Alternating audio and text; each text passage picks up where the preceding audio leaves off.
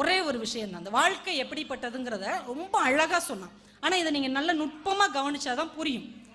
ஒரு நாள் மண்ணை கீறிக்கொண்டு ஒரு புழு வெளியே வந்தது. ஒரு நாள் மண்ணை கீறிக்கொண்டு ஒரு புழு வெளியே வந்தது. அது கொஞ்ச காலம் வாழ்ந்தது. அந்த புழுவை ஒரு பூச்சி சாப்பிட்டது. அது கொஞ்ச காலம் உயிரோடு வாழ்ந்தது. அந்த பூச்சியை ஒரு வண்டு சாப்பிட்டது. வண்டு கொஞ்ச காலம் உயிரோடு வாழ்ந்தது. அந்த வண்டை ஒரு தவளை நல்ல கார்காலத்தில் உணவாக சாப்பிட்டது. தவளையும் நல்லா வாழ்ந்தது. ஒரு மழைக்கால இரவில் தவளையின் பாடல் கேட்டு ஒரு பாம்பு வந்தது. பாம்புக்கு தவளை உணவாக போனது. பாம்பு கொஞ்ச காலம் வாழ்ந்தது. ஒரு நாள் தூரத்தில் பறந்த கழுகின் கண்களுக்கு பாம்பு நூடுல்ஸாக தெரிந்தது. கழுகு எடுத்து சாப்பிட்டுச்சு. கழுகு நல்லா வாழ்ந்துட்டே இருந்தது. திடீர்னு ஒரு நாள் ஒரு வேடனின் குறி தவறாத அம்புக்கு கழுகு பலியாகி கீழே விழுந்தது. வேடன் கழுகு எடுத்துட்டு போய் மனைவிட்ட கொடுத்தான். இன்னைக்கு நம்ம வீட்டில் கழுகு 65 அவ செஞ்சு கொடுத்தா. வேடன் சாப்பிட்டான். அவனும் ரொம்ப நாள் நிம்மதியாக வாழ்ந்தான்.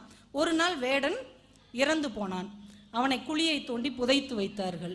ஒரு நாள் மண்ணை கீறிக்கொண்டு ஒரு புழு வெளியே வந்தது. ஒரு நாள் மண்ணை கீறிக்கொண்டு ஒரு புழு வெளியே வந்தது. அவ்வளவுதான்.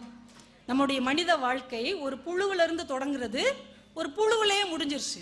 இவ்வளவு சின்ன குறுகிய ஒரு வாழ்க்கைக்குள் வாழ்ந்து கொண்டிருக்கிற நாம் மனதை கொஞ்சம் விசாலமாக வைத்து மனிதர்கள் அன்பு, சமூக அக்கறை என்கின்ற ஒரு ஒற்றுமையான பாதையில் குழந்தைகளையும் வளர்த்து நம்முடைய மனதையும் லேசாக வைத்து கொண்டால் வாழ்க்கை மிக இலகுவாக இருக்கும். சுமையா இருந்தோம்னா ரொம்ப கஷ்டம்.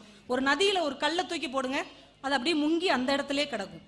ஆனா ஒரு இலையை எடுத்து போடுங்க, அது நதியின் ஓட்டத்தில் பயணித்து கொண்டே இருக்கும். நீங்கள் மனதை கல்லாக வைத்து கொண்டீர்கள் என்றால் உங்களால் இயங்க முடியாது.